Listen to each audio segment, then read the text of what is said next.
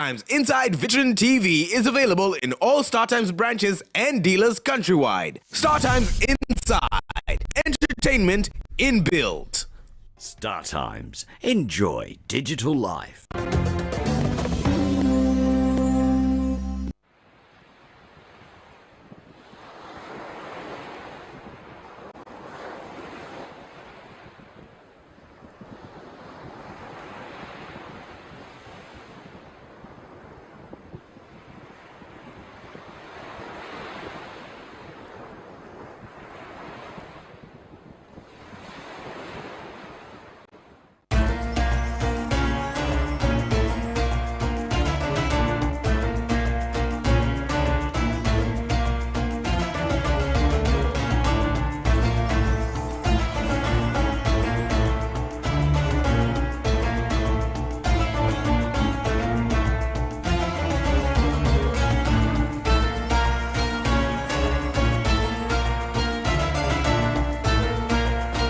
Assalamu alaikum warahmatullahi wabarakatuh. Karibu sana mtazamaji, leo ikiwa ni tarehe 4 mwezi Disemba mwaka 2023. Jumatatu njema, tunakutana katika kipindi cha Sabah Khair. Tumekuandalia mengi, na kabla hatujaweza kuangalia magazeti yetu ya leo, tuende katika upande wa pili kwa Shoaib Ali tupokee muktasari wa habari. Lakini karibu tena, mimi nafahamika kama Samira Galoro.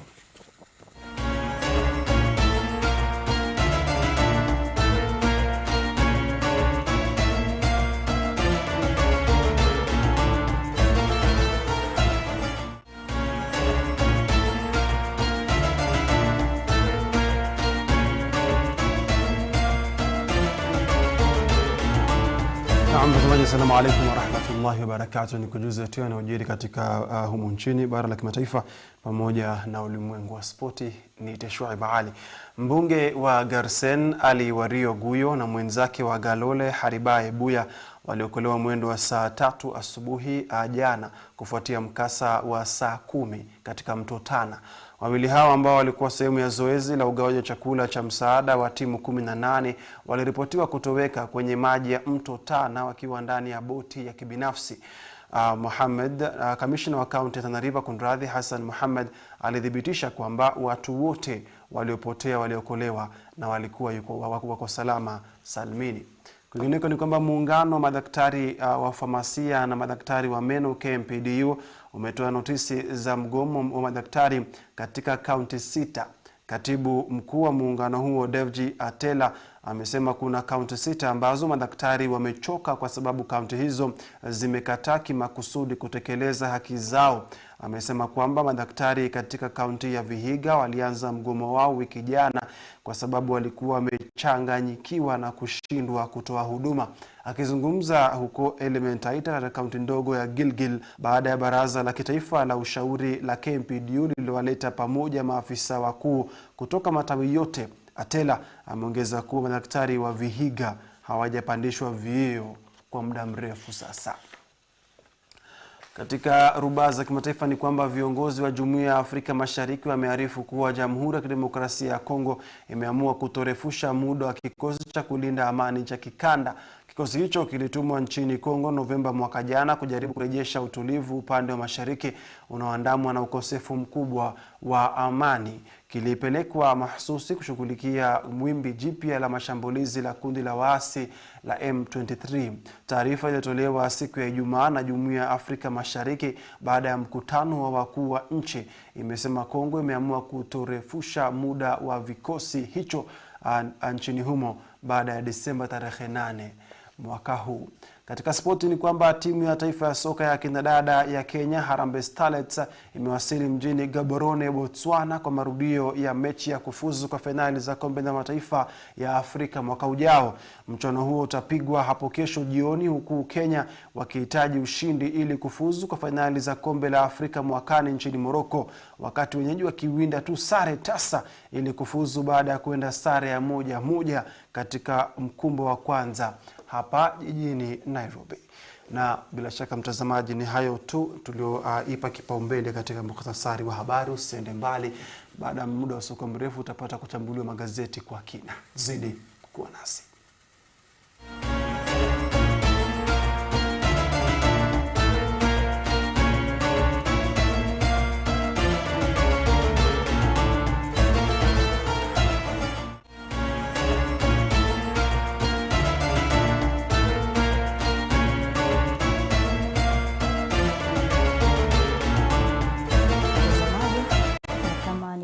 nilivyokuarifu hapo awali, tutakuwa tunakuchambulia magazeti, tukianza na gazeti la The Standard ukurasa wa mbele.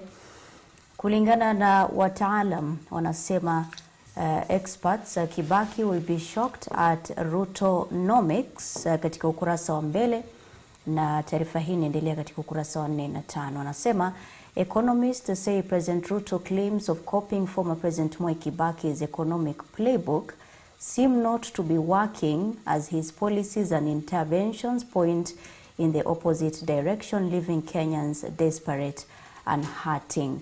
Haya, tuangalie tena hapa katika ukurasa wa mbele. Wameweka interest kama 10.5 riba hiyo ya the central bank rate at 10.5%, up from 72% in July 2022. Since then it has been on a steady climb. Haya, Shoaib, hapa kuna kulinganisha jinsi rais aliyestaafu Mwai Kibaki pamoja na rais wa sasa Rais William Ruto wanavyoendesha uchumi wa taifa hili. Tukiangalia Shoaib, wanasema kwamba wakati wa Kibaki deni la taifa ilikuwa shilingi trilioni 1.79. Ukiangalia wakati wa aliyekuwa rais hivi majuzi Rais Uhuru Kenyatta, wakati wake deni la taifa ilikuwa shilingi trilioni 8.7.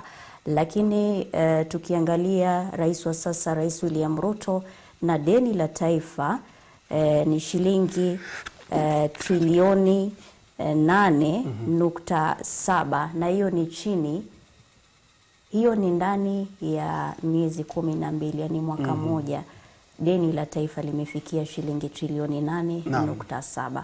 Sasa wataalam hapa wanapingana, wanasema kwamba wakati wa Kibaki, kwa sababu Rais William Ruto sasa hivi anasema kwamba yeye ni mwanafunzi wa rais aliyestaafu Mwai Kibaki, lakini kulingana na wataalam wanakataa, wanasema kwamba hapana, jinsi Rais William Ruto anavyoiendesha taifa hili na deni ya taifa ilivyofikia na vile vile mahali tulipo sasa hivi katika nchi ya Kenya, Wakenya wanaumia, maisha yamekuwa magumu, hailingani, yani ukijaribu kukompea haipatani kabisa. Kabisa. Ukiangalia Samira, utawala wa Mwai Kibaki, marehemu Mwai Kibaki na hayati, pamoja na Rais William Ruto ambaye ni wa sasa, ukiangalia tofauti ambao ulioko baina ya hawa viongozi wawili ni tofauti ni kama usiku na mchana. Kwa mfano, ndio kuna utofauti wa time, tuko 2023 ilikuwa huko ni 2007, 2008, 2009, 2010, 11 mpaka 2013, ndio kulikuwa na utofauti kama ule. Lakini ukiangalia Samira, wakati huo dola ilikuwa baina ya shilingi 60 na 70. Sasa hivi dola imedouble na ikaongeza ingine juu, takriban 150 na dola sasa hivi. Tunajua vile tuko. Wakati huo Mwai Kibaki was not taxing everything. William Ruto now is taxing everything. Anatax kila kitu. Anataka kuingiza pesa kila kona. Anataka kufanya mambo mengi. Alafu wakati huo pia utofauti mwingine ambao labda utakuwa ni significant kwa utawala wa hawa viongozi wawili ni kwamba wakati huo hakukuwa na ugatuzi. Lakini tutasema kwamba uchumi wa dunia nzima ndio si nzuri. Ukiangalia upande mmoja anaiendesha uchumi wa na yani tusimlaumu sana Rais William Ruto kwa vile ndio anafanya alivyofanya na Wakenya tunaumia, lakini time goes on. Yani tumesonga tulipokuwa hapo awali. Wakati huo wa Mwai Kibaki kukuwa na counties, 47 counties, they were not there. Hakukuwa na ugatuzi, there was no devolution. Tulikuwa bado na wabunge, constituencies, provinces, mambo kama hayo. Lakini hivi sasa tena tumegatua, we have devolved many sectors, ikiwemo kina health sector, security sectors, mambo mengi tu tumepata kuzievolve katika wakati huu wa labda wagatuzi ya 47 counties. Alafu jambo lingine labda ambalo itakuwa ni utofauti kati ya serikali ya hayati Mwai Kibaki na serikali ya Rais William Ruto ni bei ya mafuta and VATs katika bei ya mafuta. Yaani ni mbingu na ardhi, haviendani kabisa, hata haviwiani Samira. Lakini tuweza tu kusema kwamba tofauti ni wakati. Wakati wa Mwai Kibaki ilikuwa maisha kidogo ilikuwa ni rahisi kulingana na maisha ya sasa. Kwa hivyo tumpatie tu Rais William Ruto wakati kidogo ili tuone jinsi atakavyoiendesha taifa hili hapo mbeleni. Lakini usipate kulinganisha hawa wawili, maana wako tofauti sana. Wako tofauti sana. Rais William Ruto uongozi wake ni tofauti, Rais Mwai Kibaki hayati uongozi wake ni tofauti kabisa. Rais William Ruto tunajua vile wako. Alafu mawaziri wa Rais Mwai Kibaki hauko umechanganyikiwa kama inavyochanganyikiwa mawaziri wa Kenya Kwanza. Haya. Tuachane na taarifa hiyo, tuende katika ukurasa wa pili. Raila alleges scheme by Ruto's regime to frustrate devolution. Azimio la Umoja One Kenya coalition leader Raila Odinga has accused President William Ruto regime of a ploy to use the national administration structures to oppress the opposition and undermine devolution. Haya, huyu ni kiongozi wa Azimio Raila Odinga ambaye anasema kwamba kidogo Rais William Ruto anahujumu ugatuzi, na njia moja ya kuonyesha kwamba anahujumu ugatuzi ni kule kudinda kuwapatia pesa ama kutoa pesa ambazo zitasaidia county. Vile vile tunajua kwamba kuna structure ama utaratibu katika county. Tunajua kwamba gavana ndo kiongozi wa county. Lakini hili linaonekana kuwa ni tofauti kulingana na kauli ya Raila Odinga. Nasema kwamba kuna viongozi wengine ambao wamepewa mamlaka hiyo na si viongozi ambao wamechaguliwa katika county. Na si mara mingi huwa si viongozi wa county. Kiangalia anavyosema Raila Odinga, tuwajua tu labda kwa upande mwingine anakosoa tu serikali ya Rais William Ruto. Mara mingi kauli zake huwa haziandamani na facts. Kwa sababu unajua ni siasa. Kama unavyojua ni siasa tu, anapiga siasa labda kama kiongozi wa upinzani, anapiga tu siasa. Lakini kwa vile labda magavana hawa mara mingi hulalama, kwa mfano kama naibu rais majuzi kuhusiana na pesa za El Nino, kama bado hawajatoa hizo bilioni 10 ambazo ilikuwa watu hapo awali, kulikuwa na utofauti baina yake na magavana wa county. Alikuwa amesema tumetoa 10 billion shillings hapo awali. Naibu rais Rigathi Gachagua alisema ametoa 10 billion shillings for El Nino rains to curb El Nino damages. Baadaye gavana wa Mombasa na gavana wa Siaya Abdulsamad Sharif Nasir pamoja na James Orengo mtawalia wakajitokeza wakasema ni uongo, hizi pesa bado hamjatoa. Alafu baadaye tena naibu rais anajikanganya, anakuja anasema hatutoi tena pesa kwa makaunti. Sasa tuko vipi Samia? What's happening?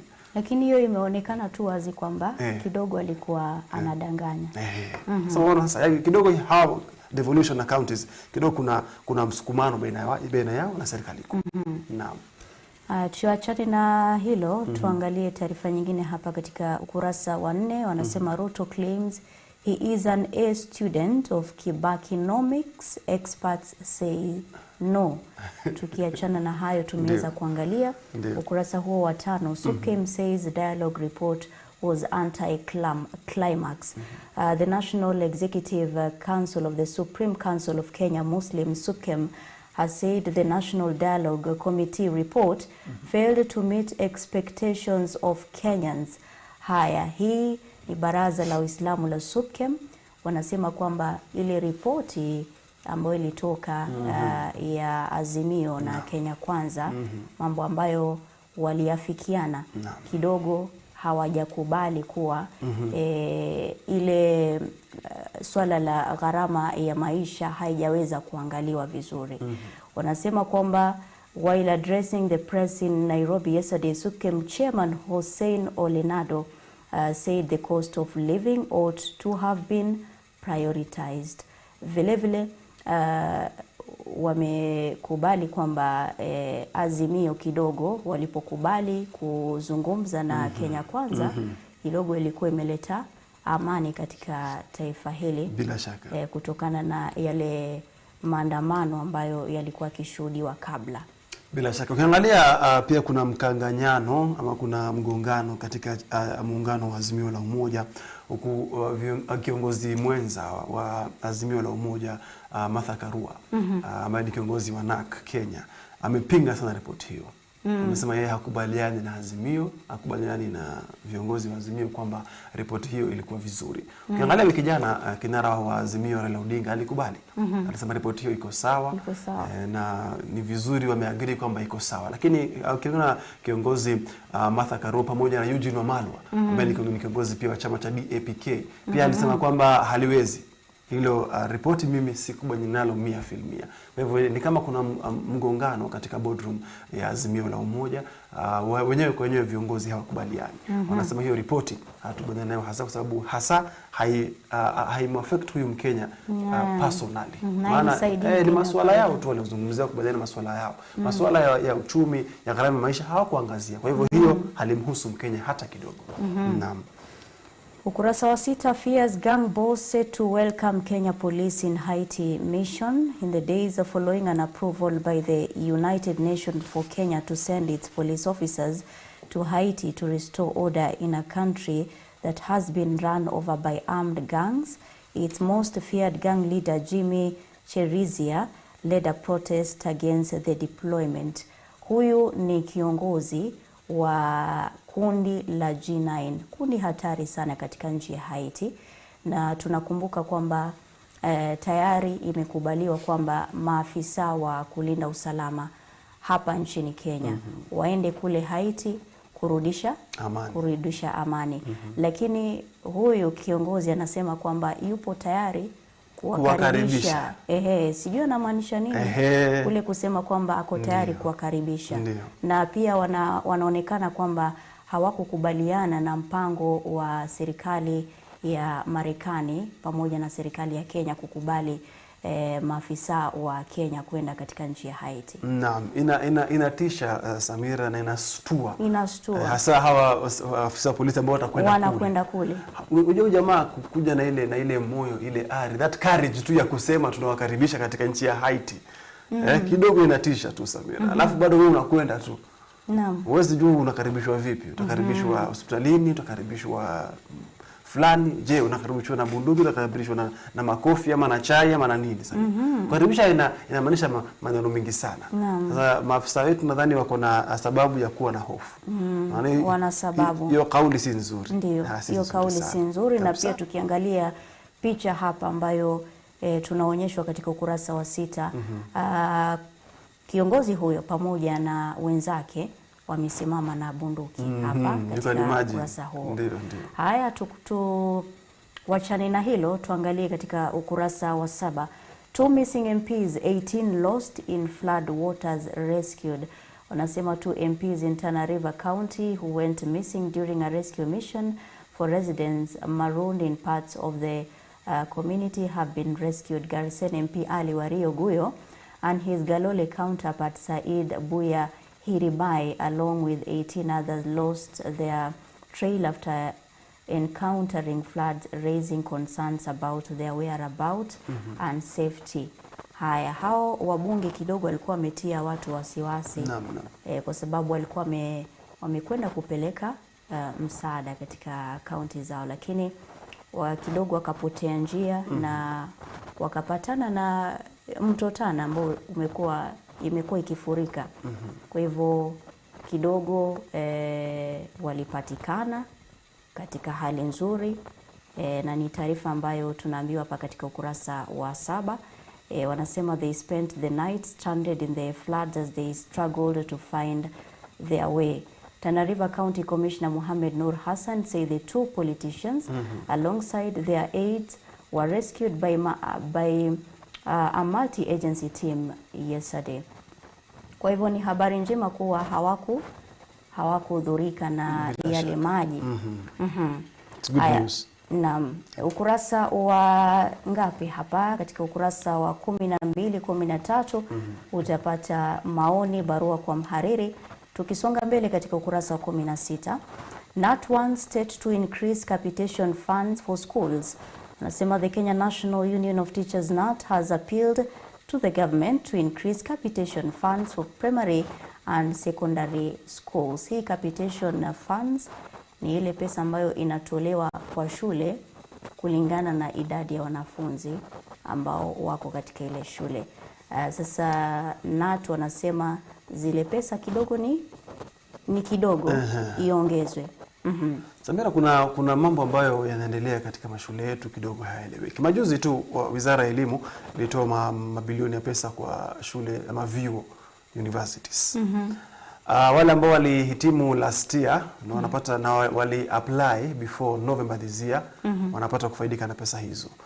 Majuzi tu hii KUPPET nayo wakaingilia kati, wakasema kwamba wale ambao wanasahihisha mitihani lazima waongezewe mishahara. Na mitihani ya KCSE sasa hivi iko katika limelight, maana ndo wanasahihisha. Kwa hivyo hawafai kuharakisha yale mitihani, kusahihisha na kutoa kwa haraka. Kwa sababu KCPE kama tunavyojua ilikuwa imegubikwa na mambo mengi tu. Wanasema they did not mark the test well, sijui walifanya nini, results haziko vile tulikuwa tunatarajia kama mashule pamoja na Wakenya wote. Lakini sasa swala la jingine hapa ni kwamba mwakani huweza tena kuwa na mgomo mwingine wa walimu. Pamoja na mgomo tena madaktari. Kila mmoja akisema kwamba hamtupanishi vyeo na mishahara hamtuongezei. Mambo mengine kama hayo. JSS pia mambo mengi yanakumba JSS pia, Junior Secondary School. Kuhusiana na pesa, kuhusiana na walimu, kuhusiana na training za walimu, kuhusiana na contract ya kuandika hawa walimu. Je, mnawaandika permanent ama mnawaandika tu based on a contract kwa muda fulani? Yaani mambo mengi tu inakumba hawa walimu wetu. Kwa sababu ile idadi ambao wametoa hapa sijui kama itawezekana. Wanasema in a proposal to the Education Ministry, the union wants capitation for free primary education reviewed from 1,420 kutoka shilingi 1,420 mpaka 4,000. Haya. Vile vile wanasema kwamba the Presidential Working Party has proposed the figure to be reviewed to 2,237, which the union NAT hapa wanasema ni ndogo sana. Haya, vile vile wanasema for junior secondary school, NAT is proposing review of capitation to 22,000 up from 15,547. You can imagine. 22, 15 mpaka 22. Yes.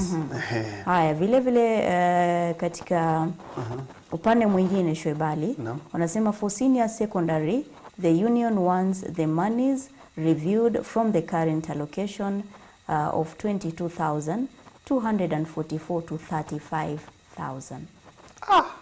Wanapandisha maradufu. Sijui yale mapendekezo sababu ni mapendekezo na ni mambo ambayo wanataka kidogo yabadilishwe. Sijui kama hilo litawezekana kwa sababu Samira, majuzi tu it happened that wanataka kufutilia mbali free education. Majuzi tu kulikuwa na fununu kama haya. Wanataka kufutilia mbali free education. Kila mtu ajilipia school fees. Sasa hivi tena wanataka ongeze capitation. Huwezi jua labda NATO watarai serikali, huenda wakakubali, itakuwa ni afueni kwa wazazi na afueni kwetu sisi kama Wakenya. Haya. COP28 ukurasa wa 18, mkutano ambao unaendelea katika nchi ya Dubai. Unasema religious leaders push for inclusion in talks. Viongozi wa dini wanataka kujumuishwa katika mazungumzo hayo. Haya, tumalizie gazeti hili la The Standard katika ukurasa wa mwisho hapa katika ulingo wa spoti. Sijui wanasemaje katika upande wa spoti hii leo. Manchester United walicheza siku ya Jumamosi. Hali si nzuri Samira, na kocha anazidi tu kulaumu kwamba tuko tu sawa. Anasema wako tu sawa kulingana naye. Yeye anasema timu yetu iko sawa, we are improving kulingana na kauli yake baada ya mechi hiyo dhidi ya Newcastle tulipopigwa goli 1-0 katika uga wa St James Park. Anasema kwamba we are still improving, we are on the right track, tunaendelea vizuri na bado tunapigwa. Maana mchuano huo tulilemewa Samira, Man U ililemewa vibaya sana. Newcastle walicheza mechi safi kabisa. Ukiangalia timu ya Arsenal na mechi yao wakapata kushinda dhidi ya Wolves magoli 2-1. Timu ya Man City wakatoka sare timu ya Hotspur magoli 3-3. Timu ya Chelsea nayo ikashinda dhidi ya Brighton 3-2. Timu ya Liverpool walitoka nyuma na kuweza kumpiga Fulham 4-3. Kwa hivyo timu hizi kubwa zinazidi kujinyanyua. Isipokuwa tu Man United hapo na pale tu katika, lakini tuko katika nafasi ya 7 ama 6 kama sijakosea, lakini Chelsea wanaselelea katika nafasi ya 10. Ndio mpira lakini Samira. Sawa. Daily Nation, tuangalie gazeti hilo ukurasa wa mbele, Kenya's debt hole. Hapa wanafanya ile comparison ama wanalinganisha uchumi wakati wa hayati mzee Mwai Kibaki, vile vile rais aliyestaafu Uhuru Kenyatta na rais wa sasa Rais William Ruto.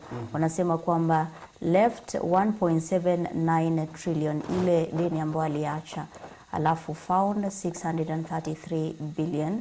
Wakati wa Uhuru Kenyatta wanasema left 8.7 trillion, found 1.7 trillion. Hapa vile vile wanasema 10.58 trillion as at September 2023. Hapa ni katika upande wa Rais William Ruto. Found ni 8.7 trillion. In 12 months, hiyo ni kama 21%. Haya, vile vile hapa katika ukurasa huo wanasema whereas new 2 trillion loans from the IMF and World Bank have eased the fears of the country defaulting on the Eurobond, they are plunging the country deeper into debt. Shoaib, sijui kama umesikia taarifa kwamba Kenya tena inataka kuomba na ni kama wameshapewa shilingi trilioni 2 deni nyingine ya kuongeza mara mingi. Sasa nimesikia hiyo. Pia banki la African Bank pia imeweza kupatia Kenya deni tena kama zikosea dola milioni 110. Yani Samira, we are still borrowing. Na unaona vile uchumi upo. Kinachonistaajabisha ni kwamba kulikuwa na fununu kule COP28 Dubai. Nadhani unajua umeshaiona mambo kama haya kwenye mtandao Samira. Wamekwenda delegation kubwa sana katika hiyo mkutano. Wale ambao hata hawahusiki na mkutano huu wamekwenda. Sasa ukiangalia Dennis Situmbi ambaye bila shaka anatetea serikali ya Kenya Kwanza, anasema only 50 delegates ndio wamekwenda katika COP28. You can imagine, let's tuseme tu ni 50. Let's go with his words. Ni only watu 50 ndio wamekwenda. Samila watu 50 to and fro. To and fro. Tickets zao Mkenya analipa. Ndio. Kwa accommodation Mkenya analipa. Food Mkenya analipa. Mambo yote Mkenya analipa. Kujivinjari Mkenya analipa. Yaani hayo yote. You can imagine how much money we could have saved if only tunatumia pesa nyingi sana kwa mambo ambayo hayana maana. Exactly. Ukiangalia mtu ambaye bila shaka anasababisha kwamba alikwenda ati mmoja wanaomba katika State House. Amekwenda ati COP28. You can imagine sasa muombaji atakwenda kuomba vipi tena katika COP28? Kauli yangu, lakini mtazamaji wala si kauli ya TV. COP28 ni mkutano ambao Rais William Ruto anaongoza katika upande wa Afrika.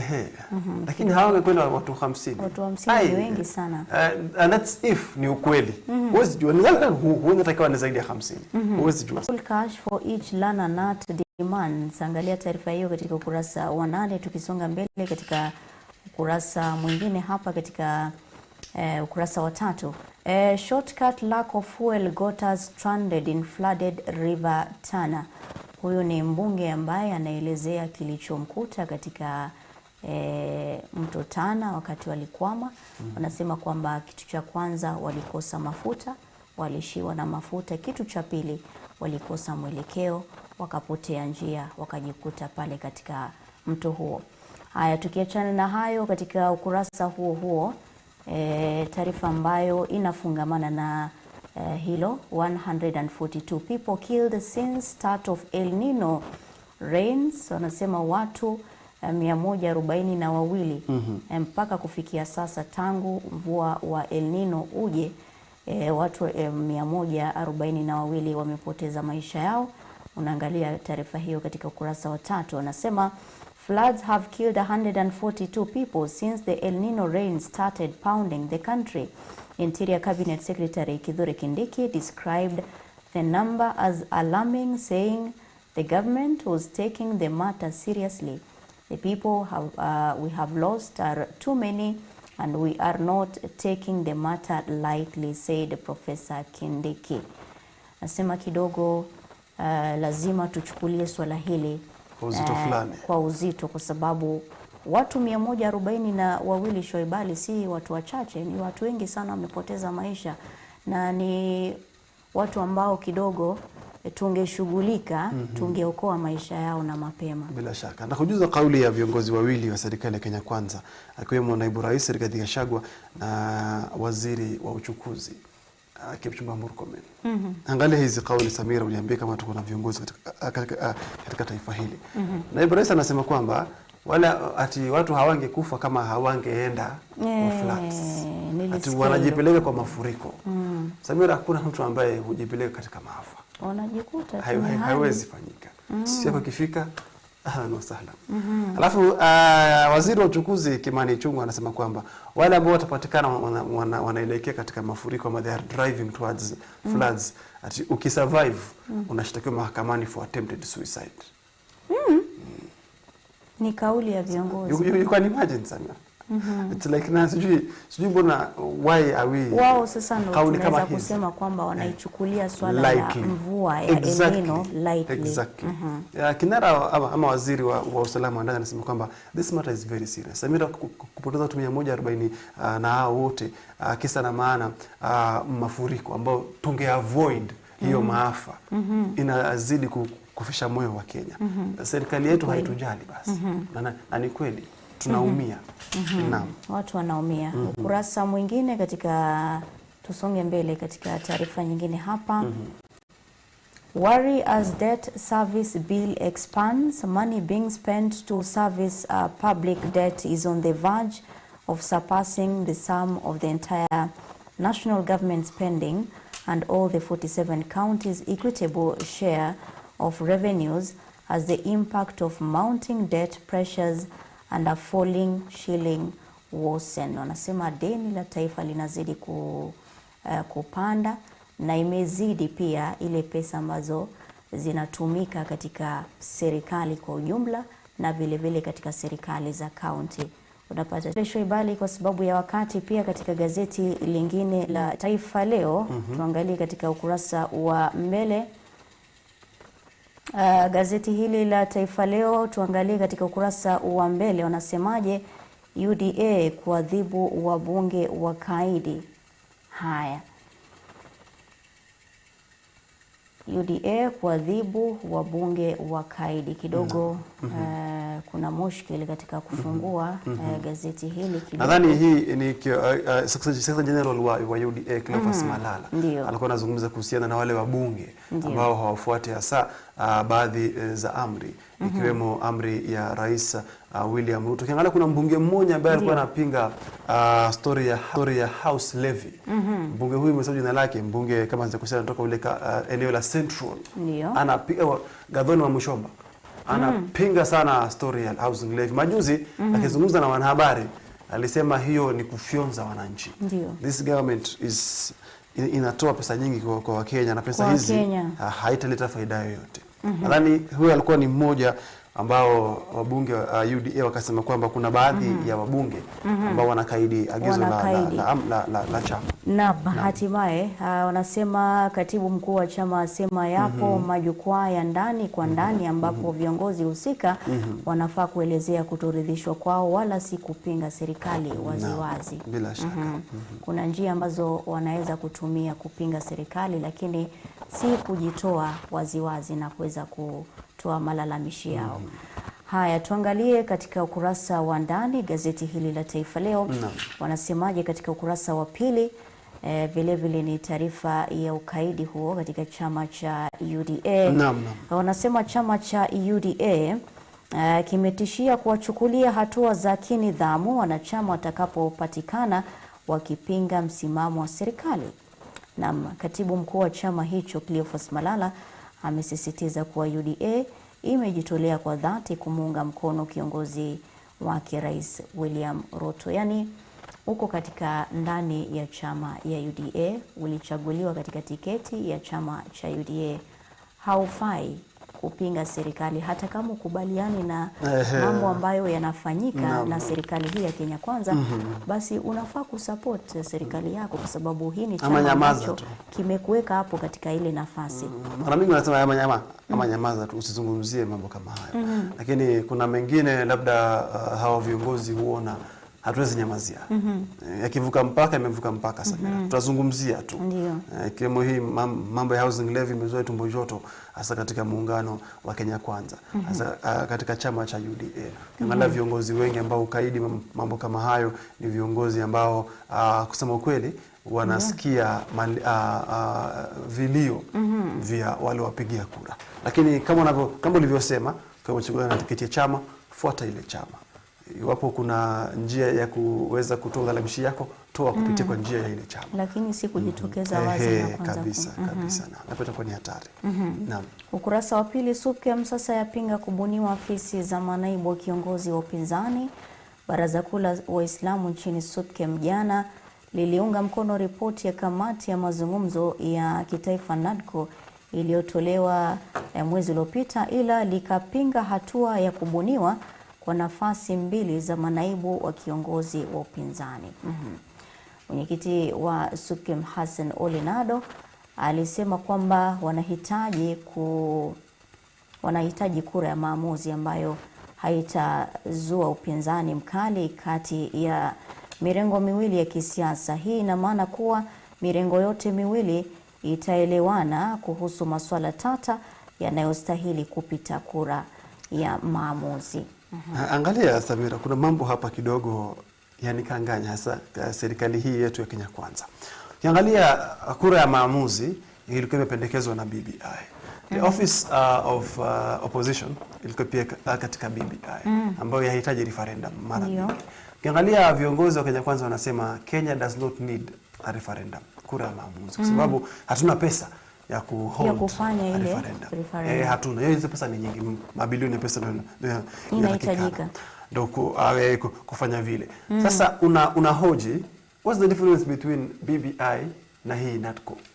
Kwa sababu kuna mambo muhimu lazima yapitishwe kupitia kwa kura ya maamuzi ambayo wameagree kupitia kwa hayo.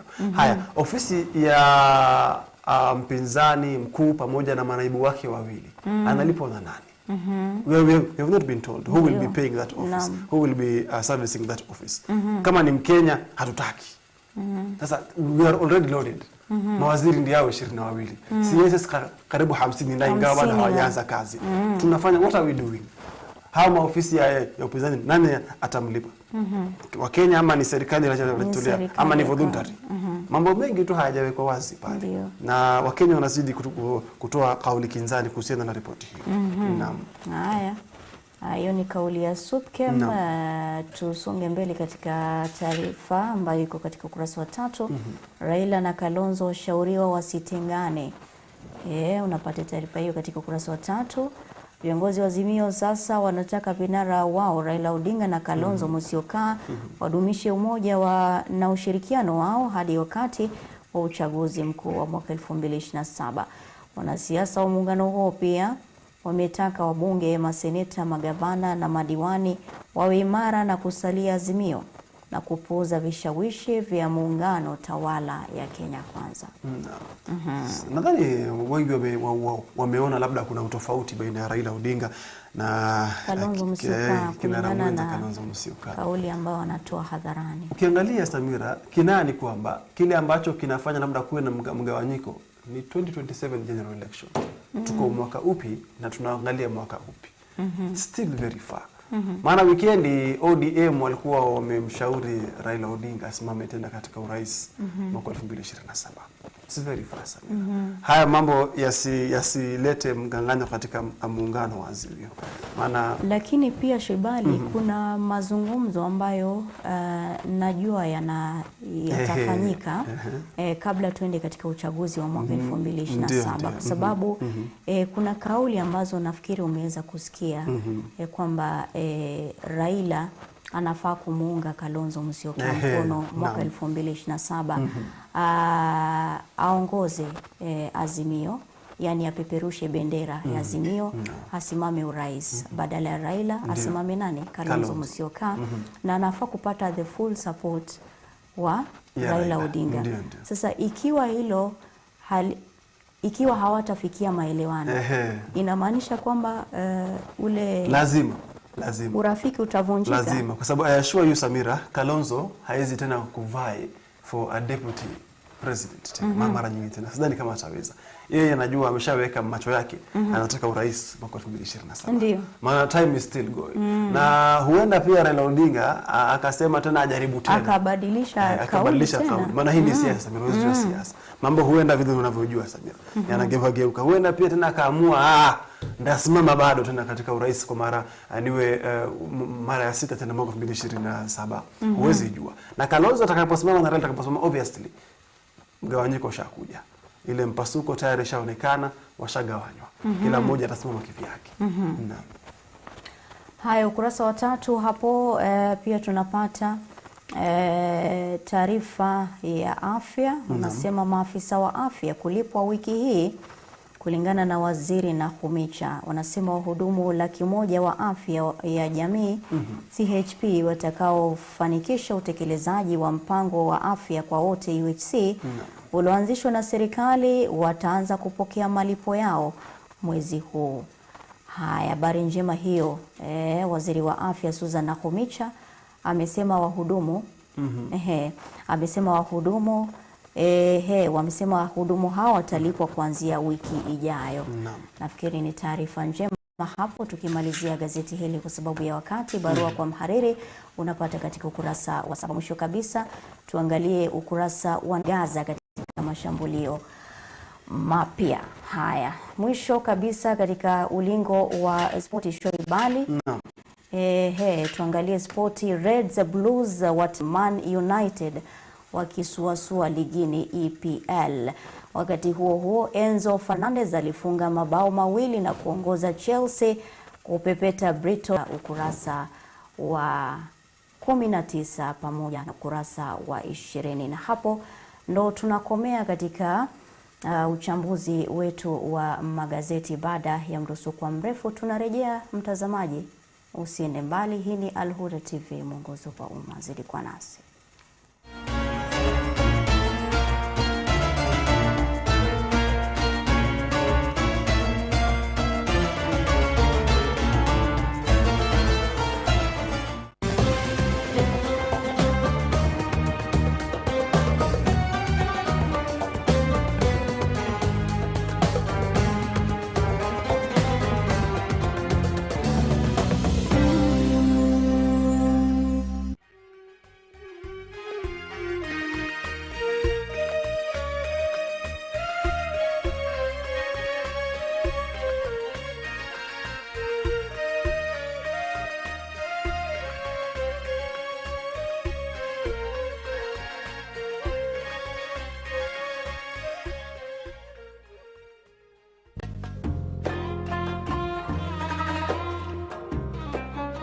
Can you imagine one of the companions having a bad opinion of the Prophet sallallahu alaihi wasallam?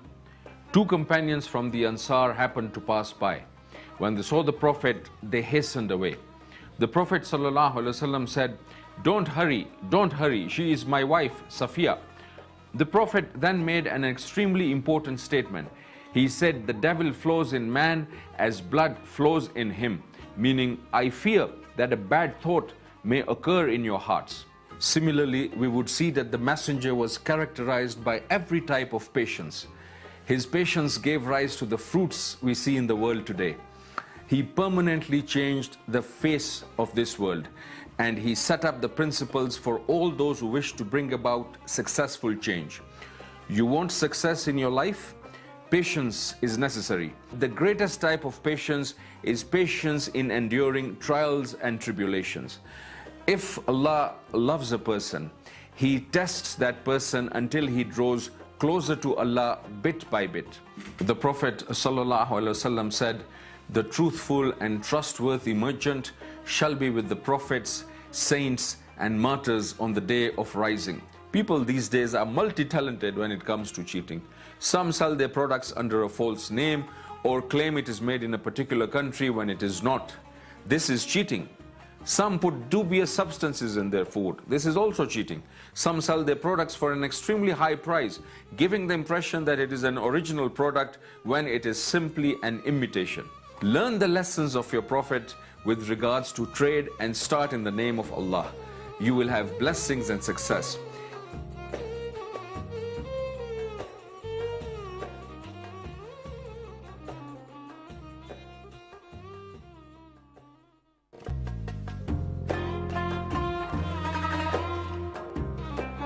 Kisema Muhammadun sallallahu alayhi wasallam rahiman, mwenye huruma. Mwenyezi Mungu Mola wake amemuita kwa jina la rahma, wa qaddamahu lilalamina rahma, na Mwenyezi Mungu subhanahu wa ta'ala amemtanguliza kwa walimwengu kwa huruma, na Mwenyezi Mungu subhanahu wa ta'ala amemtumiliza bwana mtume sallallahu alayhi wasallam kwa waumini na wasio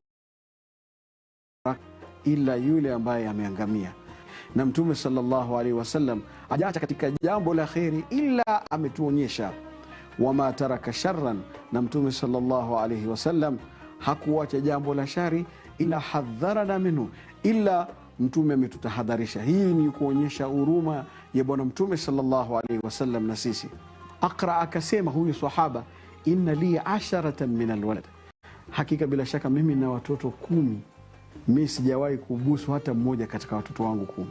Mtume sallallahu alayhi wasallam akamuona Aqra ibn Habis, thumma qala, kisha mtume akasema, man la yarham la yurham, yule ambaye hana huruma hahurumiwi.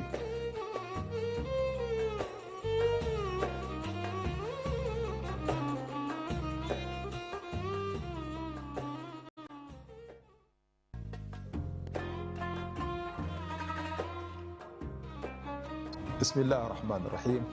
Mtazamaji wetu watukufu popote pale mlipo, wafuatiliaji wa Al-Huda TV, tunawakaribisha katika kipindi kingine kipya, kipindi cha kauli za maasum, ambazo utakuwa ukisikiliza hadithi mbalimbali za bwana mtume Muhammad sallallahu alaihi wasallam. An Anas ibn Malik anin nabii sallallahu alaihi wasallam annahu qala, amesema mtume sallallahu alaihi wasallam, la yu'minu ahadukum hatta yuhibba li akhihi almuslim, katika tamko lingine ma yuhibbuhu li nafsihi au ma yuhibbu li nafsihi. Ukifanya kosa wewe muumini, wale malaika wanaoshughulika na nafsi yako wanatia nukta pale, wanatia doa jeusi katika ule moyo wako, kupitia katika luninga yako ya Al-Huda TV, pamoja nami Al-Faqir Ustadh Abdurrahman Yusuf Kutura. Tuungane na tuwe pamoja, tutafurahi katika kuzingatia kauli za maasum.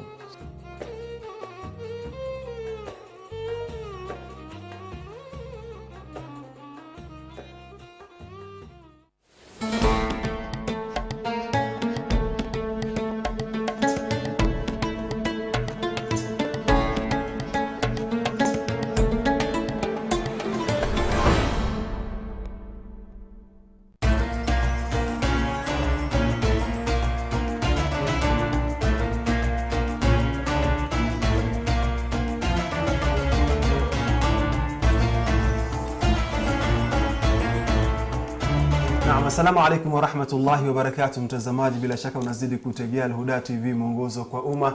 Hii leo ikiwa siku ya Jumatatu, kama unavyojua bila shaka ni siku ya habari kwa kina. Tunaendelea na mada ya kuhusiana na mtaala mpya wa CBC, na leo tunazungumzia hasa dauri ya wazazi katika CBC, katika mtaala huu mpya ambao unajulikana bila shaka kama CBC. Kama wazazi wengi wanafahamu, bila shaka mtaala huu baada ya kuondoka kwa 844 rasmi baada ya KCP kufanyika mara ya mwisho mwaka huu. Lakini kuna mambo ambayo yameibuka mapya, kwa sababu labda mambo yaliyofanyika kwa matokeo ya KCP iliyotokea majuzi imeweza kuzungusha kuhusiana na CBC, iwapo itakuwa ndo ile jambo bora kufanya zaidi, mtaala bora kuweza kuwekwa badala ya 844. Mambo kama haya, kama malalamishi ya wazazi, kama results kuwa na mambo mengi tu, bila shaka inapata kuepukika, kwa sababu hii CBC kama unavyojua inaweza kuleta utofauti mpya kuhusiana ama utofauti wa ule 844 system ambao ulikuwa hapo awali tangia mwaka 1986. Na bila shaka studioni tuko naye mwalimu Abdul Walid Obure ambaye ni mgeni wetu tena hii leo, tukizungumzia mengi kuhusiana na mtaala huu mpya wa CBC. Assalamu alaykum. Wa alaykum salaam wa rahmatullah. Naam, Mr. Obure, labda utupatie recap kidogo, tulizungumzia nini wiki jana?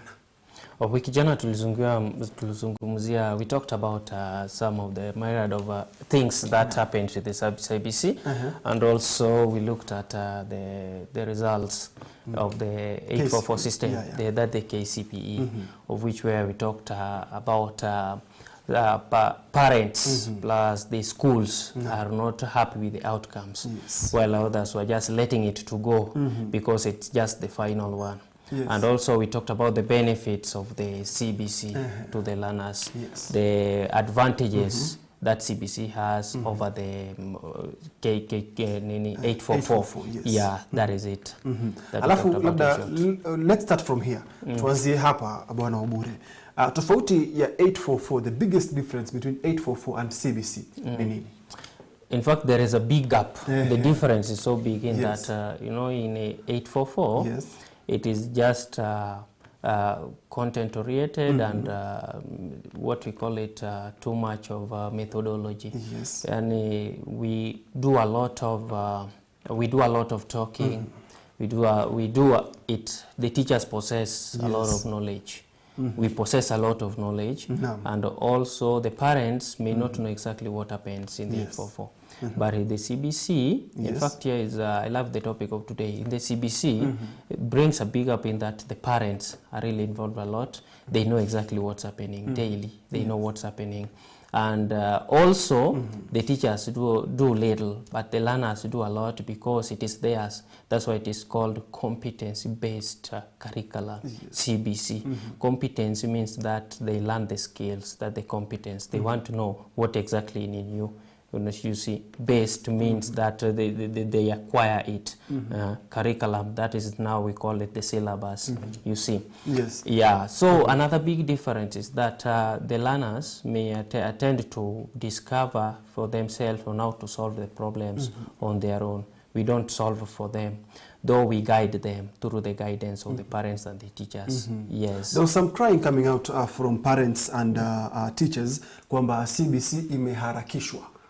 It's very early. We are not ready for it. Yes, CBC is good, but hatukuwa tayari kuweza kuwa nayo. You know, this CBC could have even kicked off even before 2017. If you check about the history of the CBC, in fact, it is something that was drafted a long time ago and was just lying in the papers.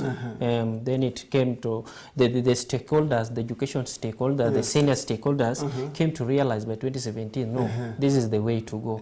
Yeah, it could have come long time ago, even before 2017. So, ile kuharakishwa, the way parents are saying kuharakishwa, is only that they say that it is expensive. You know, when something becomes expensive, people say that it has moved so fast. But it is not expensive, by the way. We are encouraged to encourage the learners, the parents, to do what we call improvisation. You know, this is the part whereby when you dig deep into your pocket, na utoe ununue kitu kuhusiana na CBC, unaona it is expensive. But when you don't dig deep and you go to look for the locally available materials, it becomes very, very much easy. Sasa kuharakishwa vile the some are saying, I don't think it is just a notion, or I can say it's just politicized. You know, remember it is something which was also being used as a campaign tool. Politics. Yes, politics in 2022. That there is a group which was saying that if we go into the regime, we shall remove it because the parents can't bear the burden of this CBC. But there is a group, we shall maintain it because it is here to stay. But they didn't know because, you know, they are not teachers and they were not teachers. They cannot know what is good. You know, a politician is just for the interest. It's a go-getter. If a politician wants to get something, can use any tool, so long as to get the seat. True. So, Mr. Obure, let me take you back to KCP results that were released last week. These KCP results, people were saying are saying that actually parents and many of the teachers that these KCPE results, when they are released, students focus solely on KCPE. With CBC, the results will be different. It won't be announced in television. It won't be like there's top school, there's bottom school. Is there a difference like that one? That's what we are trying to eradicate, and that's what the KICD and the Ministry of Education is trying to eradicate, to get rid of the unhealthy competition. Unhealthy competition in that, you know, when a school such like Miranda is announced that to be number one, every parent will wish to take the child there in that school, that I want my child to go to the university. But when it is hidden and we just get the result from the porthole, no parent will know. It's only a parent will know how my child has performed in such a school. And being that this junior secondary is domiciled in the primary, meaning that they are not going to other schools unless otherwise a parent decides to relocate the learner or the pupil, his child, from school A to school B. But currently they are domiciled there and they will continue to be there. So there is no announcing of the result. It's only me as the head teacher, I will know that so and so has gotten. Nowadays we gauge with meeting expectation, exceeding expectation, below, and approaching expectation. So that's how we gauge them. So will this grading system help to differentiate between CBC and 844? It has helped. Okay. In this grading system, it has helped in that every learner is a winner. Every learner is a winner, no loser in fact in the CBC. Can you tell me the grading system of CBC? Okay, it is like this. I've mentioned exceeding expectation. Exceeding in that, exceeding in that, that is A. In that, for example, I have 20 questions. And these 20 questions, as a teacher, I expect the learner, if a learner scores 15 over 20, that will be meeting. But 16, 17, exceeding my expectation, even exceeding expectation. But if he or she gets 15, that person will be meeting because it is the expectation I wanted them. Then that person come at 10 will be approaching expectation. Then 5, 4 to downwards will be below expectation. So that's the difference between. That's the difference. And in those expectations, it is not only for a particular subject. Those expectations are combinations. For example, why I say that a learner in that grading system, every learner will be a winner, in that, for example, in mathematics, I know many cannot understand the arithmetics in mathematics, and many can understand IRE a lot. So you see, that person who understands mathematics, it is obvious those who understand mathematics and physics, they will leave the IRE and the history. You see, they will go with the physics and the mathematics. So those ones, they will be leading in those areas, and these ones, they will be leading in the STEM sections, and those ones will be leading in the humanities. You see. So they will qualify as all the number ones. That is it. Unlike the 844, we combine every subject and we grade you using everything. But the other one, we grade you specifically, exclusively for every subject you do. So I want to understand something. This was 844 system. The CBC is 6. CBC is 633. 633. It is 2 6 3 2 6 3 3 3. Yes. Now I want to understand this 2 6 3 3. What does it mean? 2 means 2 PP1 PP2. PP1 PP2. 2 years. Then from grade 1 to grade 6, that is 6 years. Then from grade 7 to grade 9, that is 3 years. Then from grade 10 to 12, that is 3 years. Haya, Mwalimu Bure, are teachers ready for this? Teachers are ready. In fact, now teachers are ready for that. They are ready in that nowadays teachers are going for retooling by the Teacher Service Commission. We go for that retooling every holiday, every holiday, especially April and August. They go for the retooling. In that, what we were taught in the colleges and the universities, we were taught according to the 844 system. Where it was theory, a lot of theory. And what we are now now being retooled is according to the CBC system on how to handle the children using the CBC knowledge and the skills, not on how to handle them using the 844 system. So the teachers are more than ready. And even if teachers were not more than ready, it is something which has been announced clearly that it is here to stay. Yeah. So either we shape out or we shape in. Say that we shape out or we shape in. So let's talk about these 3 years of secondary education before we tuzame kwa huyu mzazi. Najua mada yetu leo ni mzazi, but I want to focus kwanza we know that tujue tu the simple ones kama tujazama kwa huyu mzazi. Junior secondary school JSS and the normal secondary school under the 844. What is the difference? What is the difference between JSS and the normal secondary school? The difference is that first of all, the difference becomes in the learning areas. The learning areas in the 844, we call them the subjects. That's the difference. It comes there. The second one, the difference become in the mode of teaching. So when I elaborate on the learning areas, the difference becomes when in the junior secondary we have the integrated science. Integrated science there, it has carried the biology, physics, and chemistry. You see, but in the 844 they are separated alone. We have the physics itself, we have the biology itself, and we have the chemistry itself. Are you now seeing the difference? So JSS has combined all. Has combined all. We call it integrated science. In fact, it is so nice. It gives the children a very big way, a broad way of when passing the exams. And in fact, this learning, there are other things for us when we were taking the course, we were told that it reach a point even when the child says that I am tired this thing, I will do it tomorrow. You don't say no, you must do it.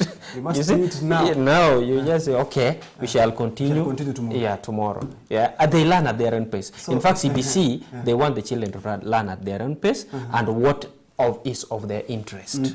That is it according. And another difference which I wanted to talk about, what did I say? That another difference is that the grading system.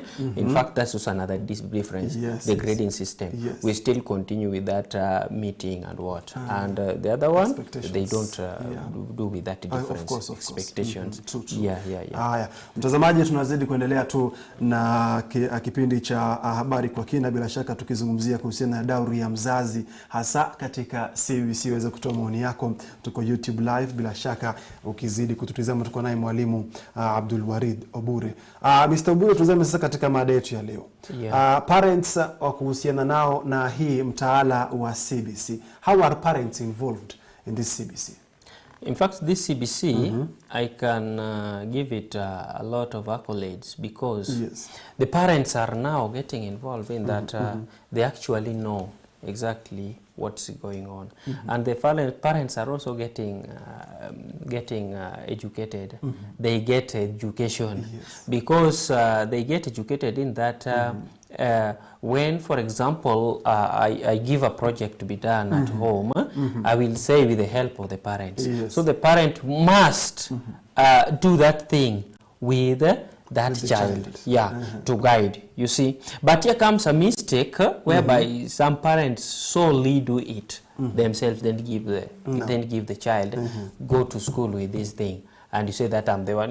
As a teacher, I'll be happy and I'll appreciate that person. Oh, can you see the way Farida has really done her project very well? I want such a thing. Kumbe, it is the project for the child.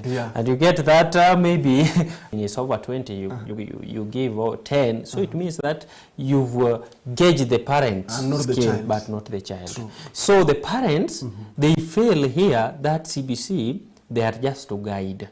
If it is for them looking, for example, they do the research on the YouTube or on the internet, they guide according to the steps. They tell the child that this one do like this, but don't do it for the child. Because when you do it for the child, this CBC is mainly for the child, but it is not mainly for the parents. It is mainly for the child. A child to do, the parent to guide. Even we teachers, we guide. We don't. In fact, most of the things we don't do. We just guide. You just do one for giving out a sample of what you want to be done. Yes, after showing the sample, they do and you guide them. You are done. Yeah, you are done. Yeah. Mr. Obure, there is this notion that walimu hutumia hii CBC kufyonza wazazi. Kwa mfano, there is this teacher who asks for a student, a pupil, to bring chicken, to bring eggs to the schools. Is that notion true? Yeah, it is normally true, so because at first, when it started, I can remember very well, we could put that even in the school fee, we add it on top of the school fee structure, that CBC, you see, 2,000 shillings or maybe 1,000 shillings. But you know, when something starts, we have no direction, we don't know how it will end. But now, being that we are shaping it up, we know how it's now going, that notion should be now be fed away, because it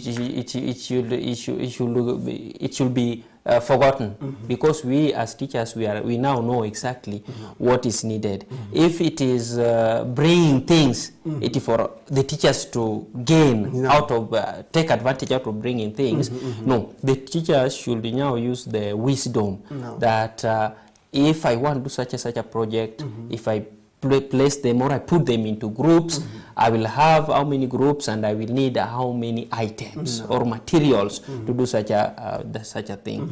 But when it started, in fact, it was rampant.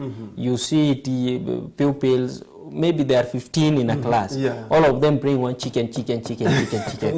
Yeah, 15. Yeah. So you see, you start a business. But nowadays, from 2017 to 2017 up to date, it has taken a very good, a smooth running. Yeah. So that thing should not even be there anymore. Parents should not worry. Yeah. So, Mr. Gure, let me ask you a question now. As a parent, how can you convince me? I have learned under 844 system. I have succeeded under the 844 system. I have exceeded the expectation of the 844 system. How can you convince me as a parent under 844 system that CBC is good for my child?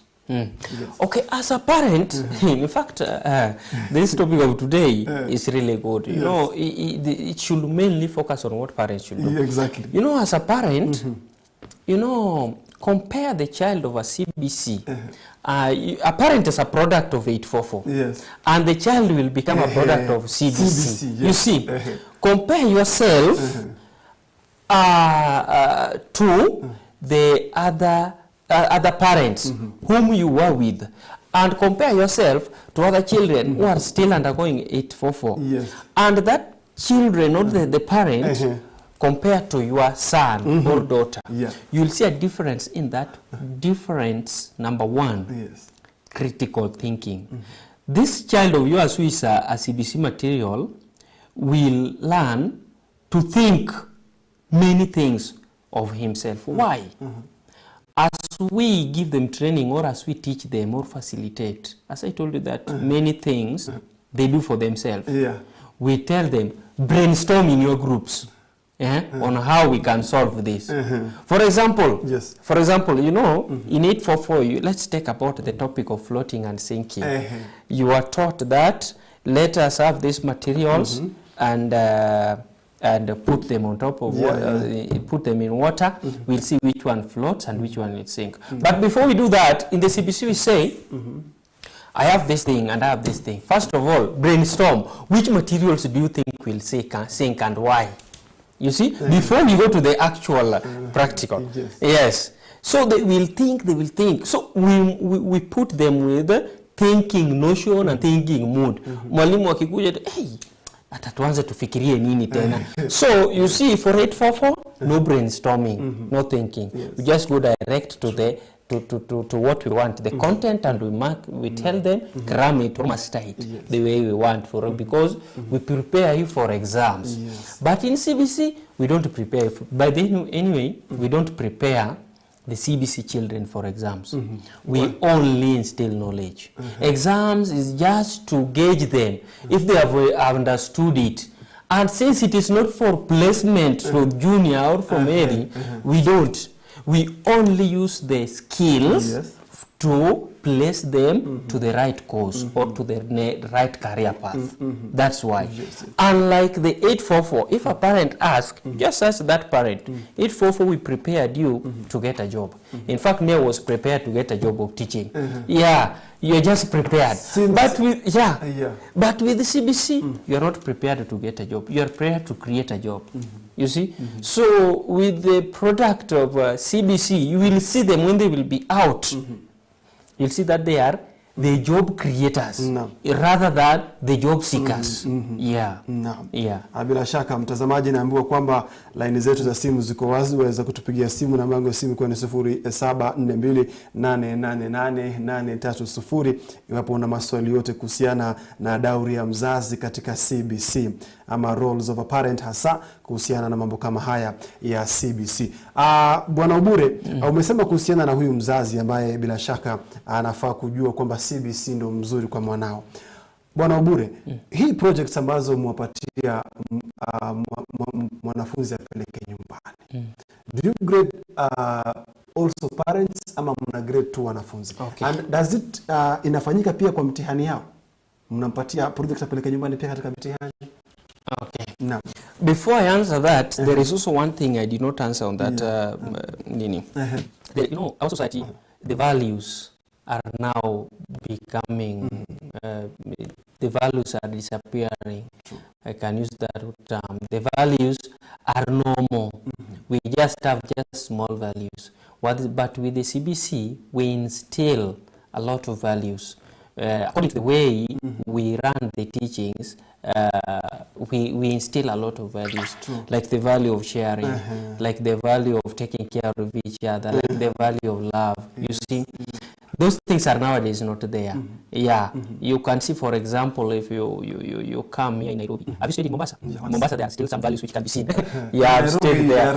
In Nairobi, the values are coming to distinct. You see, in Nairobi, one for himself, God for us all. But in Mombasa, you see the values of love. You can even ask for direction. And be honestly, and you be directed. Ndugu sasa wataka hivyo, wepanda tu hivi wende basi. But in Nairobi, you might ask direction, you land on a wrong hand. You see? Yes. And also this value of collaboration. Children are taught a way to collaborate by sharing. But with the 844, we didn't have, this collaboration was not there because we compete who is to be number one. Yes. So, in fact, one minister said that secretary, our PS for education, Belief Sang, said that next time, the CBC, next time, grade 6, will not be doing exams with the city policeman behind, with the vigilator and the supervisor. Those are young children. They don't have that tendency that I want to steal from my neighbor. No, in fact, they don't. They don't, because if you already told them that no giraffing or no looking your neighbor's work, you don't do like that. So, he said the children, they are just to be left under no changing of the seats or no changing of the place of sitting. That maybe now we take this place to be having maybe 5 people instead of 20 as it is always. So he said that those children, we should not give them a psychological torture or emotional damage. That they see themselves as criminals. They do exams with the police officers standing behind them or standing outside. They will not have it. So if I come to your question, that the project being done, we grade the teachers or the pupils. Or the pupils, or the parents. The parents. We grade the parents or the pupils. Okay. This one is when I said in my first sentences that, when we give the children the projects to go and do at home, the parents should only guide. And also we can't know, because we are not angels, that this project was done by a parent or was done. And the pupils will try to be honest. They will try to defend their parents. They will say, I'm the one who did it. There is one day, I can remember, I was teaching art and craft, and I gave out a project of drawing a 3D. There is a boy who drew a good 3D of writing his name using 3D letters. And the following morning, I was checking that homework. and I saw the working was really good. Yes. I appreciated the boy. Appreciate the boy so much.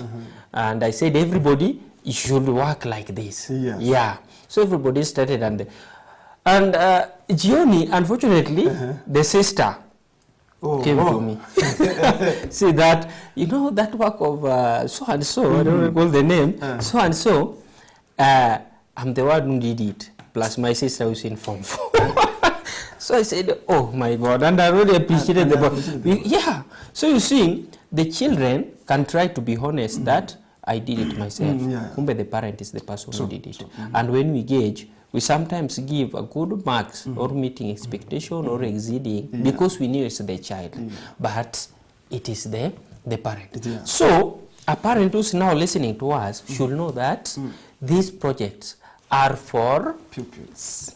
Because when we gauge them or when you give them points or marks, when a parent does it at home, the parent should clearly knows at the back of the mind that he or she will be gauged and will know how much is gotten, because they go back with the result at home.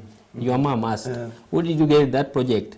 I got 10 out of 20. You know, the parents start thinking, what? So I'm still I'm still there. Yeah, I'm still there. Yeah. So you should leave the child to do it alone, so that you can know the potential of your child.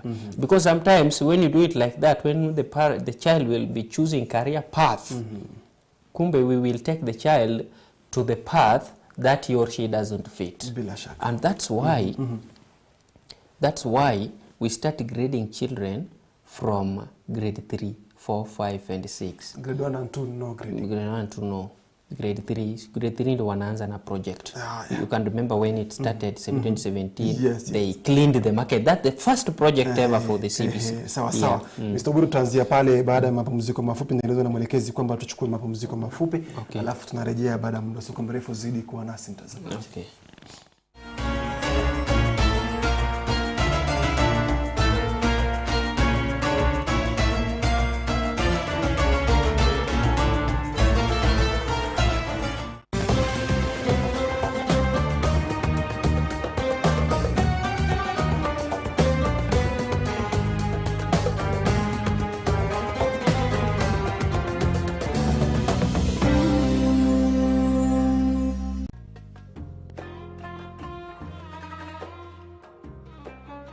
Kwa umuhimu wa malezi ya mtoto katika dini ya Kiislamu hasa na kwa ubinadamu ama, Mtume sallallahu alayhi wa alihi wasallam aliwahimiza masahaba watague majina mazuri.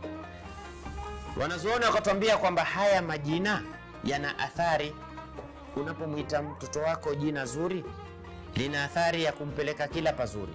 Katika haki ambazo kwamba Uislamu umemwekea mtoto kama haki yake afanyiwe na wazazi wake, ni haki inayoitwa aqiqa. Kadhalika sauti ambazo kwamba anaisikia akiwa nje tumbo la mama pia huwa anaielewa zaidi. Kadhalika ni mambo gani ambayo kwamba yatakiwa tufanye kwa maslahi ya huyu mtoto. Uislamu wetu umetuhimiza usikose kutazama Al-Huda TV katika haki ya mtoto katika Uislamu.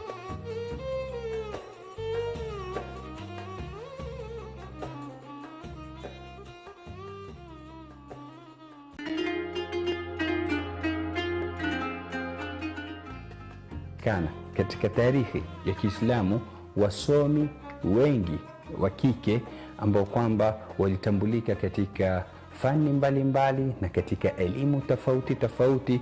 Tunazungumzia haya katika zama ambazo kwamba kumekithiri madai ya kuwa Uislamu umembana mwanamke katika swala la elimu.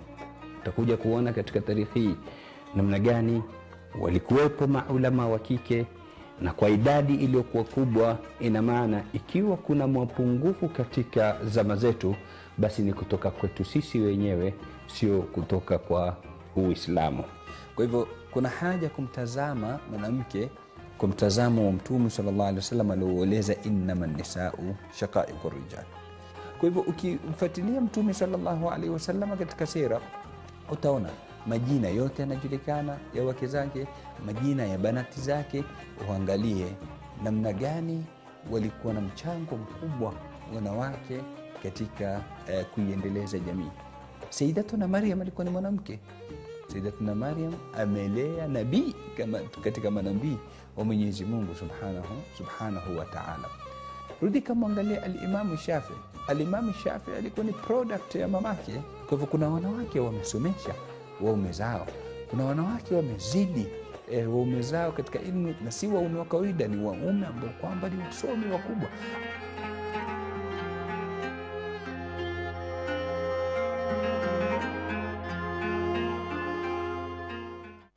Kauli za busara. Ruwaza bora ni mwangaza wa maisha. Ruwaza ni mfano mzuri ambao wafaa kuigwa. Methali hii hupigwa watu ambao huelekezewa macho katika jamii na kuigwa kutokana na heshima na mafanikio yao katika utekelezaji wa shughuli zao. Kwa mfano, wazazi wanapoishi kwa njia ya heshima na kupendeza mbele ya watu, bila shaka watoto wao hupata fursa ya kujifunza jinsi ya kuamiliana na watu wengine kutokana na ruwaza bora ya wazazi wao. Kinyume chake husababisha maisha ya dhiki na shida kwa watoto ama wanajamii ambao hawakupata watu wazuri wa kuchukua ruwaza bora kutoka kwao. Ruwaza bora ni mwangaza wa maisha. Kauli za busara.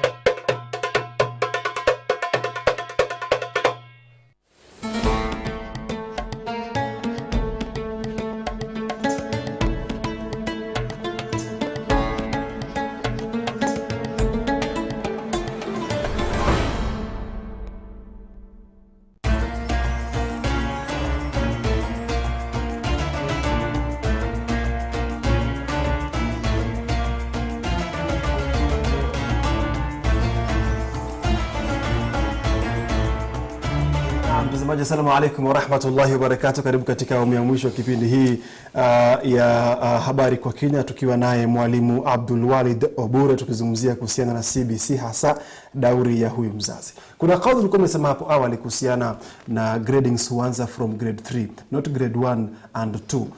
What is the difference between grading grade 1 and 2, and why does it start from grade 3 now?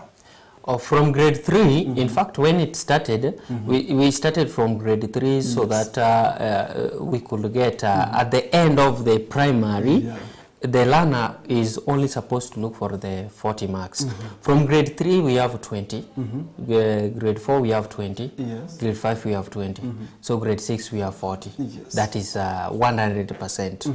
And one might ask why that grading system is good like that. Because in order to remove that competition which was not good for us, in order to make every learner equal, in order to make every learner is a winner in that system of grading.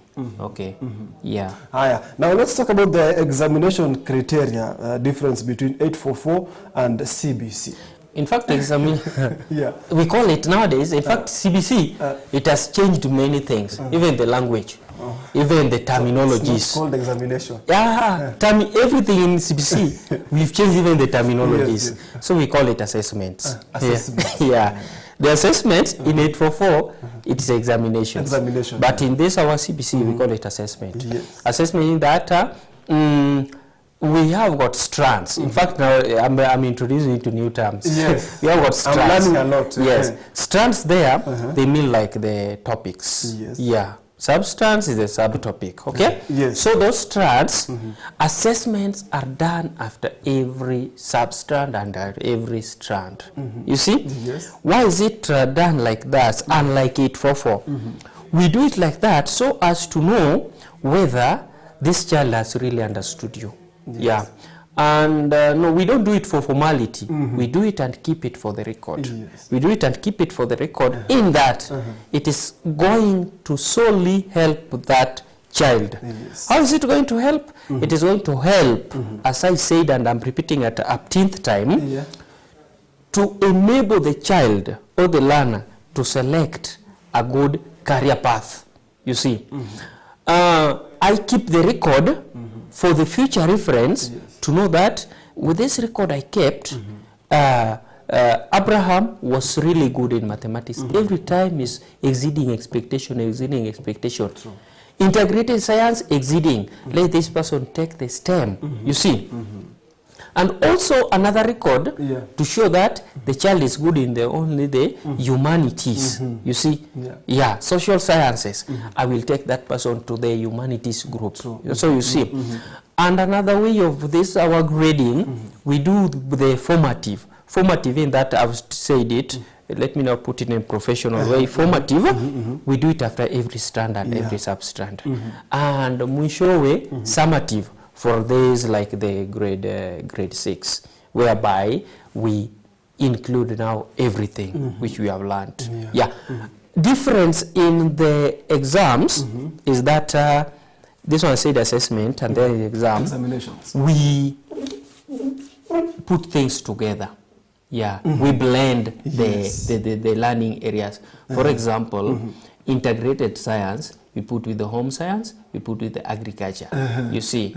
And mathematics stands alone, and with social studies, we put the art and craft and IRE, you see. Combined. So, so the subjects are combined together, And from there, we, after combination, we will know exactly how this learner is going to, this combination is going to help the learner to be in the career path he or she decides. Sawa sawa, shukrani sana kwa hilo Mr. Bure. Mr. Bure, mimi na wewe kama products za 844 system, we know how leakages were provided in examinations.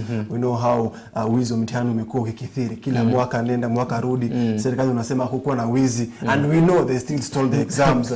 Now in this CBC assessments, will there be any reports of leakages and wizi wa mtihani? How is leakage coming in? In fact, there is no leakage, because I told you no running to be number one. You know, when you do exam and at the back you know that in this thing we are doing, there is no number one who is going to be announced and it is not going to be broadcasted, and we are not going to, there is no machogu going to say number one is Weekly from Homa Bay. You see? So at the back of we as teachers, we just be strict during the supervision and invigilation. There is no leakage. Why is there is no leakage? In fact, this is where we test the teacher's integrity. The exams we do, all the assessments, we just get them from the portal. They are not brought by the police officers, and we don't get the police escort. Escort from Nairobi to No. We get them from the portal. The teacher get them from the portal. You see? They are there. They can be there from the portal maybe 1 week earlier before the exam, the teacher's process. If a teacher could be of no integrity, atakuwa anachukua, anaenda class, anaambia this is the exam, tufanye. And in sense, those are the exams. You see? Those are the exams. So, there is no stealing. In fact, there is no failing in CBC. Nobody will fail. Nobody will fail. Nobody will fail, because no child is dunder in everything. No child is stupid. In everything. And no one knows everything. True. And no one knows nothing. Repeat that again. You see? Repeat that again. No one knows everything and no one knows nothing. Exactly. We are all there. Exactly. Tunagongana humu. Tunajua hii hatujui. Tunajua hii hatujui. So we will go with the one you know, and you will leave the one you don't know. That's why CBC is very, very much good. The learner is like a king. Is not being forced. Like you are forced to do chemistry. I know you are forced to do chemistry. There are other schools, they say chemistry is a must. It's compulsory. Compulsory. True. You do it. You don't like it. You like it. You do it. But the CBC say, I don't want it. There is nothing like in this school this is a must. No. And it is not like that. CBC will just go, the child will just go with the one he or she likes. Bila shaka. Bila shaka.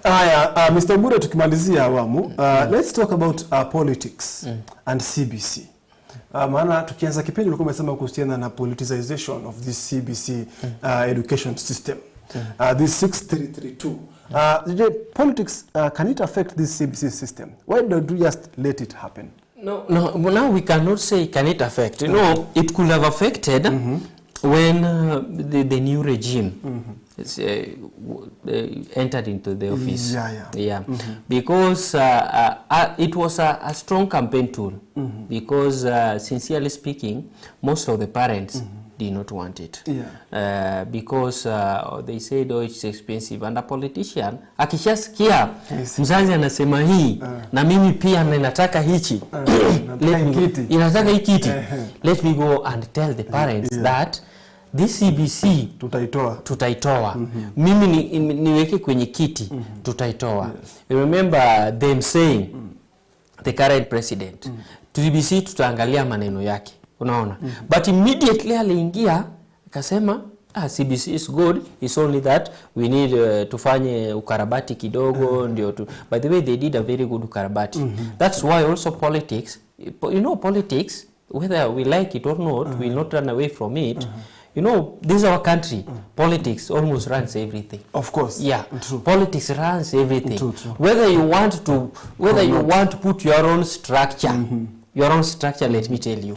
I want to start school. Okay? The village or the society will know that I am Azimio Dam and they are Oda Dam. In fact, they will not let the children step their foot inside my school because of what? True. I am an Azimio Dam. Exactly. But when I am also neutral, they will not know my stand.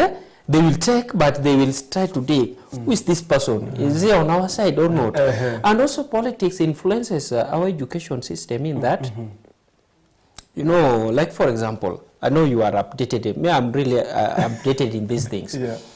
Recently, if you look at the Moi University, now they I can use this term, they chased the professor Ayiro.